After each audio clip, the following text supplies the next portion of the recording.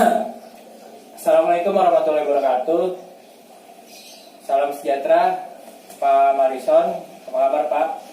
Semoga keadaan sehat selalu, jaga kesehatan di tengah pandemi kali ini.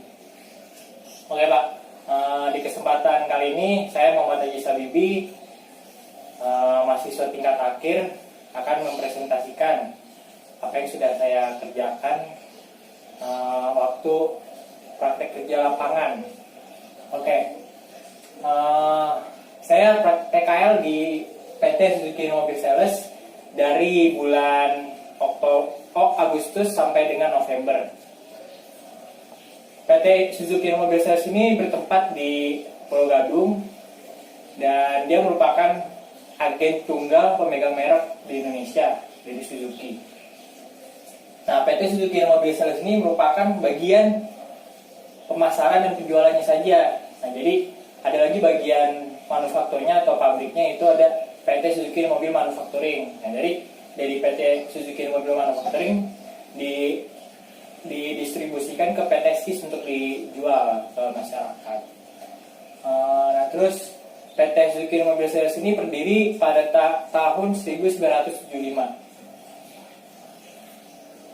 PT Suzuki Mobil Sales ini mempunyai visi, yaitu menjadi perusahaan terkemuka di dalam Suzuki Global Operation yang dihargai dan dikagumi oleh masyarakat Indonesia. Jadi PT Suzuki Mobil Sales ini kan merupakan ATPM di negara Indonesia saja.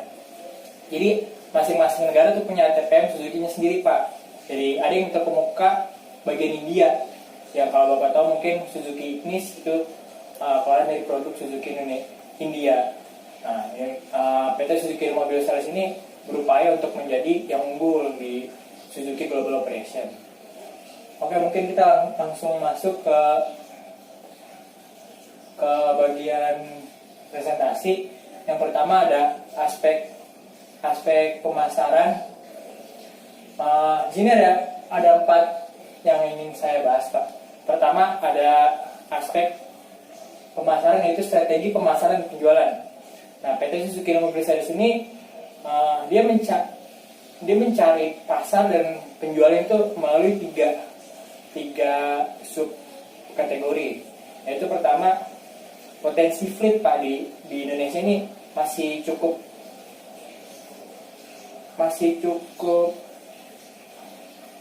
besar. Jadi potensi fleet ini masih belum banyak perusahaan-perusahaan otomotif yang memberdayakan fleet. Jadi fleet itu merupakan penjualan dari PT ke perusahaan-perusahaan, ke pemerintah, dan ke angkutan umum. Nah, potensi fleet ini masih besar di Indonesia. Dan terus ada juga potensi fleet, lebih tepatnya di bagian angkutan umum, itu masih saingannya ibarat katanya masih sedikit. Nah, terus yang ketiga, volume Suzuki lebih luasnya secara penjualan secara langsung itu masih sedikit. Nah, jadi kita dari fleet ini mengupayakan pendongkrakan penjualan dari Suzuki tersebut. Terus kita ke yang kedua, alur penjualan. Nah, berdasarkan Undang-Undang Nomor 7 tahun 2014 Kementerian Perdagangan tentang ketentuan umum distribusi barang, itu dari perusahaan tidak boleh menjual langsung kepada konsumen. Jadi perusahaan harus mendistribusikan dahulu ke dealer, lalu nanti akan dijual ke konsumen. Jadi alur distribusinya itu dari customer, dia merequest mobil lah ibaratnya ke dealer. Nah, dealer nanti merequest ke fleet PT Suzuki. Tapi ada beberapa kasus di lapangan bahwasanya ada dari teman-teman mungkin PIC Fleet, keluarganya segala macam ingin langsung ke PT Suzuki. Nah, tapi nggak bisa, jadi tetap harus lewat dealer atau distribusi resmi.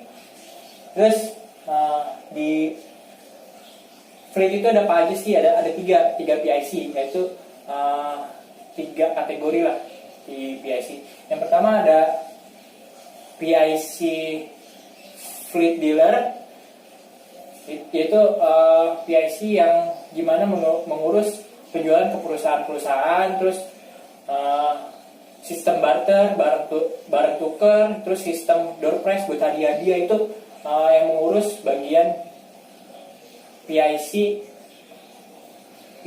fleet dealer. Nah, terus yang kedua ada CGO ya, atau government operation, yaitu bagian pemerintah, Pak. Jadi kalau misalkan mungkin ada beberapa pemerintah daerah yang merequest misalkan minta unit Suzuki 100 unit, nah itu masuknya ke bagian fleet, bagian CGO government. Nah, terus ada lagi yang ketiga PIC public transportation, yaitu ada beberapa di kota-kota. Kemarin kebetulan saya terlibat secara langsung, jadi dari Disub ini ingin mengadakan atau pembaruan yang namanya, kalau itu penghitaman. Jadi angkot-angkot yang lama yang plat kuning dihitamkan, nah terus dibeli baru dari Suzuki. Nah, itu penghitaman dulu, terus baru pekuningan yang mobil baru, unit baru. Nah, itu masuknya di PIC public transportation. Terus data penjualan, yang terakhir data penjualan pada tahun 2019, PT Suzuki berhasil meraih pangsa pasar sebesar 13,3%. Jadi itu lebih besarnya di bagian komersial, Pak. Itu bagian fleet sekitar 11%. Lanjut ke bagian MSDM. Yang pertama, pengelolaan MSDM. Jadi karena memang PT Suzuki ini, PT SIS ini head office, jadi dia mempunyai dua pengelolaan MSDM. Itu pertama, pengelolaan secara langsung di head office-nya, itu dikelola langsung oleh HRD, GI-nya head office SIS. Nah, terus ada lagi pengelolaan untuk sales atau bagian dealer-dealer, Pak. Nah, itu secara langsung dikelola oleh bagian khusus divisi, yaitu namanya Sales Force Development, yaitu divisi yang mengelola sumber daya sales. Nah, terus selanjutnya jumlah manpower Suzuki itu di tahun 2019 sebanyak 6.500 manpower, yang dengan ada rank grade-nya, Pak. Rank grade PT SIS yang pertama dari rank train atau masa percobaan, terus selanjutnya ada rank silver, terus rank gold dan rank platinum. Oke, terus lanjut ke aspek produksi. Jadi di aspek produksi ini lebih tepatnya dia lebih memproduksi di bagian body and repair. Itu ada pengecetan bodi mobil dan pergantian spare part. Nah, di dalam kasusnya ini pengerjaannya terbagi menjadi beberapa bagian. Yang pertama ada heavy repair. Itu perbaikan yang dilakukan secara besar. Itu bisa memakan waktu hingga 1 bulan atau 3 bulan. Terus yang kedua medium repair. Itu perbaikan yang sedang lah, dengan memakan jangka waktu sekitar sebulan, Pak. Terus ada yang repair biasa atau pengecetan biasa, memakan waktu biasanya 1 minggu hingga 3 minggu. Terus kita langsung ke aspek keuangan, Pak. Nah, di keuangan ini karena memang PT Suzuki besar ya, dia mencakup penjualan jasa, penjualan distribusi, dan penjualan dari dealer-dealer, Pak. Jadi dari beberapa aspek pemasukan itu dikumpulkan menjadi satu, dan terus nanti dikumpulkan, Pak, datanya oleh masing-masing bagian divisi administrasi. Jadi ada data penjualan jasa, baik jasa maupun barang, yaitu kayak misalkan body repair segala macam dan spare part. Terus ada pengumpulan SDSM, yaitu sistem budgeting dealer, Pak. Jadi dari dealer masuk data-datanya ke perusahaan SIS. Jadi dikumpulkan menjadi satu di masing-masing bagian divisi PT SIS, terus nanti lanjut dikelola dan diajukan oleh admin bagian tersebut, terus selanjutnya masuk ke sistem Oracle Pak. Jadi PT SIS ini memakai sistem Oracle di bagian keuangannya. Terus lanjut nanti ke pencairannya. Oke, kita selanjutnya ke bagian permasalahan.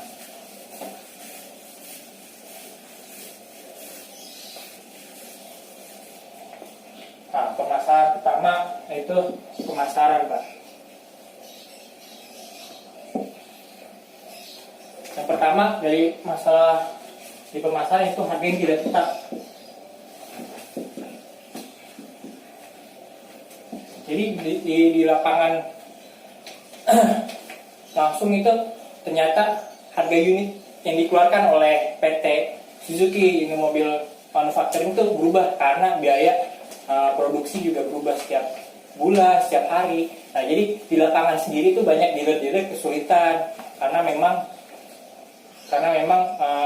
customernya kayak merasa komplain lah dengan perubahan harga tersebut. Terus yang kedua ada stok unit terbatas, Pak.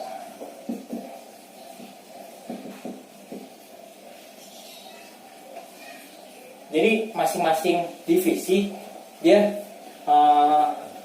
memforecast setiap bulannya berapa yang ingin dia jual, berapa yang ingin dia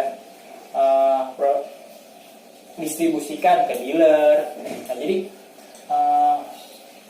dari stok unit tersebut terkadang ada unit yang terbatas. Jadi ada beberapa project tender yang dimana aturan project tender itu besar, Pak, menguntungkan oleh pihak Suzuki, tetapi karena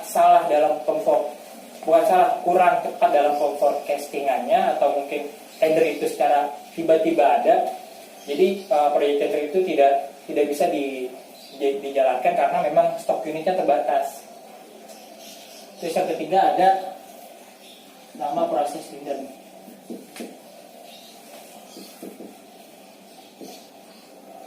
Nah, ini mungkin kita tahu harga mobil Jimny, Pak.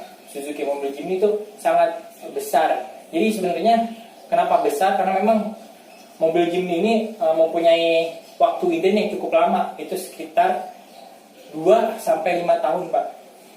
Nah, jadi saking lamanya produk tersebut menyebabkan harga beli tadi harga awalnya misalkan 300 juta. Nah, jadi karena adanya inden tersebut bukannya turun kayak mobil-mobil yang lain, tetapi naik, Pak, karena inden. Jadi sekitar 500-600 juta. Nah, itu menyebabkan mungkin di konsumen kayak berebutan lah, atau memang terkadang melakukan cancel seperti itu. Nah, terus lanjut ke aspek produksi.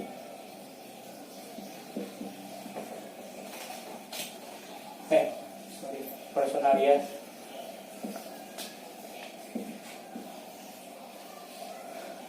Jadi aspek permasalahan pertama yaitu tentang training sales skills. Jadi di dealer itu ada training khusus sales, Pak.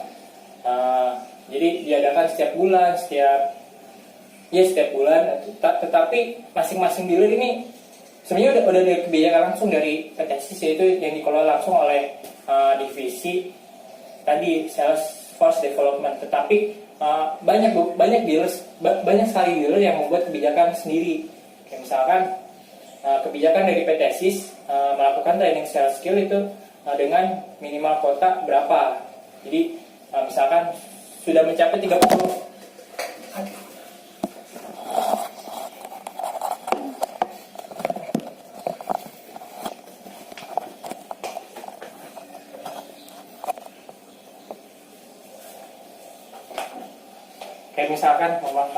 Kayak misalkan sudah mencapai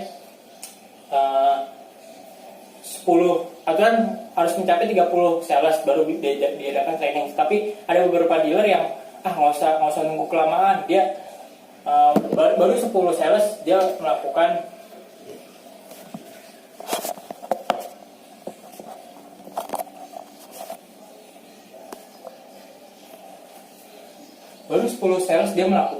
sudah melakukan pelatihan tersebut. Jadi tidak sesuai dengan kebijakan dari PTSIS atau dia melakukan kebijakan sendiri-sendiri.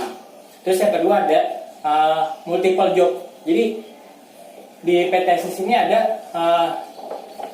trainer for train. Jadi orang yang melakukan pelatihan kepada bagian yang masih tren. Nah, terkadang di dealer-dealer itu mempunyai multiple job. Ada yang menjadi TFT sebagai pelatih untuk trainer, dan dia mempunyai job ganda itu sebagai PIC marketing.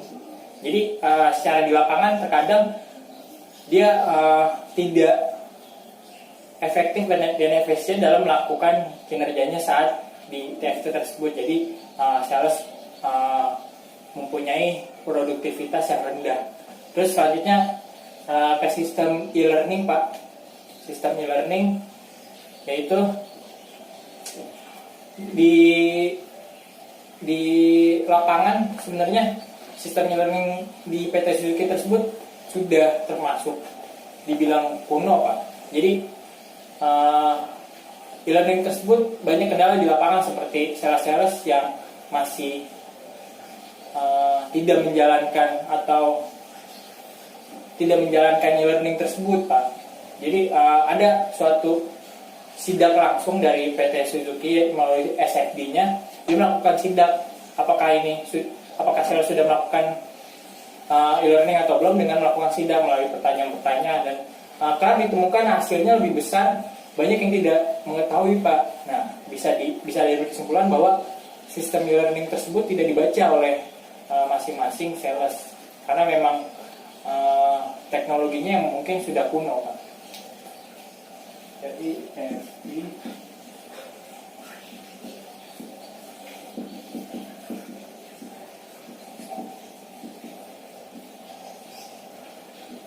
oke, kita lanjut ke aspek produksi.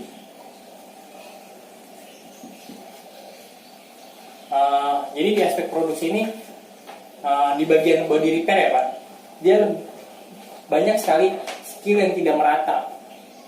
Skillnya tidak merata, kayak misalkan menyebabkan bertumpu pada beberapa montir. Jadi kalau misalkan montir itu tidak ada, mungkin jamnya akan lebih, produktivitas jamnya akan lebih menurun. Jadi kayak penghasilan satu hari misalkan, rata-rata aturan bisa memperbaiki 5 mobil keluar. Tapi kalau misalkan salah satu materi tersebut tidak ada, menurun menjadi 2 mobil. Terus yang kedua, di dalam penerapannya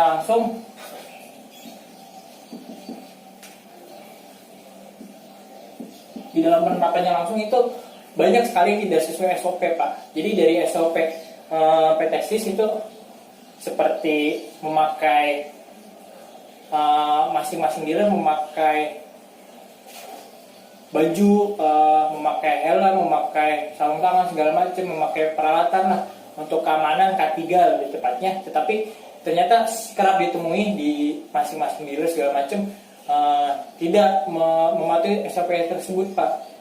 Jadi secara tidak langsung menyebabkan resiko dari keamanan sendiri lebih besar. Terus kita langsung lanjut ke aspek keuangan.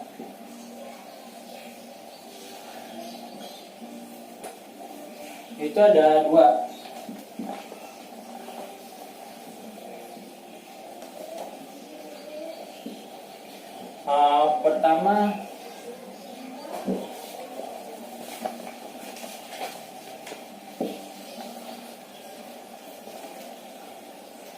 Pertama yaitu pembagian semester. Jadi di keuangan PT Suzuki ini dibagi dalam 2 semester, Pak. Semester pertama biasanya sekitar Mei hingga September. Nah, Mei hingga September atau Oktober gitu. Terus semester keduanya dari November hingga April. Nah itu jadi kenapa ini jadi masalah, karena memang di lapangannya sering ditemui budget yang di forecast untuk semester pertama ini terkadang tidak terpakai, dan malah di semester kedua lebih banyak dan bahkan kekurangan. Jadi ketika budget semester pertama tidak terpakai, sisanya ada sisa, dan budget tersebut tidak bisa dipakai untuk semester kedua. Jadi untuk pengadaan event segala macam benar-benar sesuai budget semester tersebut masing-masing semester. Terus yang kedua, ada kerap ditemukan masih pemalsuan data, yang dari mana eventnya dalam bagian masing-masing divisi mengadakan event. Nah, kerap kali Oracle ini memang agak kekurangan di data pendukungnya, Pak. Jadi data pendukungnya kurang kuat, jadi ada beberapa oknum lah memasukkan data tersebut. Oke, mungkin kita lanjut langsung ke kesimpulan, Pak.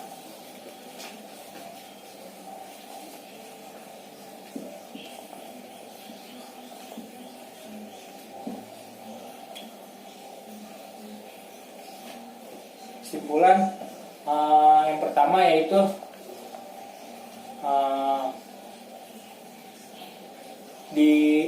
saya mengambil dua, yaitu pemasaran dan personalia. Yang pertama pemasaran, tentu tadi yang sudah saya jelaskan bagian forecasting harga. Sini saya menyimpulkan bahwasanya memang forecasting harga ini diperlukan.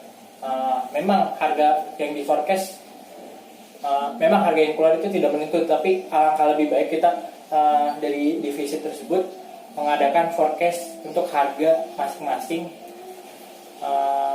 unit yang akan dijual, sehingga nanti ketika nanti dikeluarkan ke masyarakat umum, masyarakat tidak banyak yang komplain. Terus yang kedua, mengadakan rapat bulanan ke dealer, yaitu tadi masalah di sini stok ini terbatas. Nah, yaitu salahnya mengadakan rapat bulanan masing-masing dealer dan mereport project atau tender apa aja yang akan dilaksanakan oleh masing-masing dealer tersebut. Nah, nantinya akan dimasukkan ke forecast unit. Jadi nantinya nggak akan ada lagi stok unit yang terbatas. Terus yang ketiga,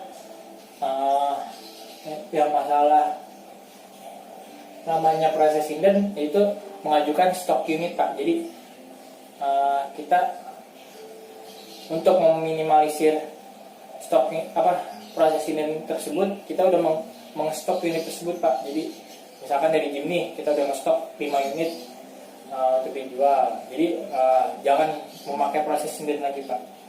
Terus yang kedua, personalia di TFT, di train for train. Jadi saya menyimpulkan bahwasanya harap diberikan kepastian jenjang karir, Pak. Jadi memang di lapangan secara langsung Suzuki ini masih agak belum pasti dalam kepastian jenjang karirnya. Kayak misalkan dari train ke silver itu harus mendapatkan berapa penjualan, terus harus mengikuti berapa pelatihan, dan harus mempunyai skor berapa di learning. Terus kedua, menyusun penilaian kinerja. Jadi Jadi alangkah baiknya dari masing-masing divisi menyusun penilaiannya, dari masing-masing kepala divisi menyusun penilaian dari masing-masing bagian divisinya, sehingga nanti akan meningkatkan produktivitas di bulan selanjutnya. Terus yang ketiga, tadi yang masih kurang modern lah, yaitu e-learning. Di akhir tadi ke penerapan e-learning yang digital lah Pak. Jadi di sales bisa mengupgrade kemampuannya di bagian trainingnya. Terus di saran di bagian produksi, yaitu dapat saya sampaikan bahwasanya penyamarataan keterampilan, yaitu jangan lagi berpaku dalam beberapa montir, tapi harus ditindak langsung ke lapangan. Kita lihat produktivitas dari masing-masing montir harus disamakan lah, diadakan rata-rata. Nah, jadi nanti dari hasil tersebut, kalau ada yang masih kurang dari rata-rata, kita ajukan pelatihan untuk penyamarataan skill tersebut. Terus yang kedua, ada pemahaman SOP, pemahaman dan penertiban SOP. Jadi kita berikan SOP secara langsung ke masing-masing dealer, dan kita tertibkan juga secara langsung ke masing-masing dealer. Terus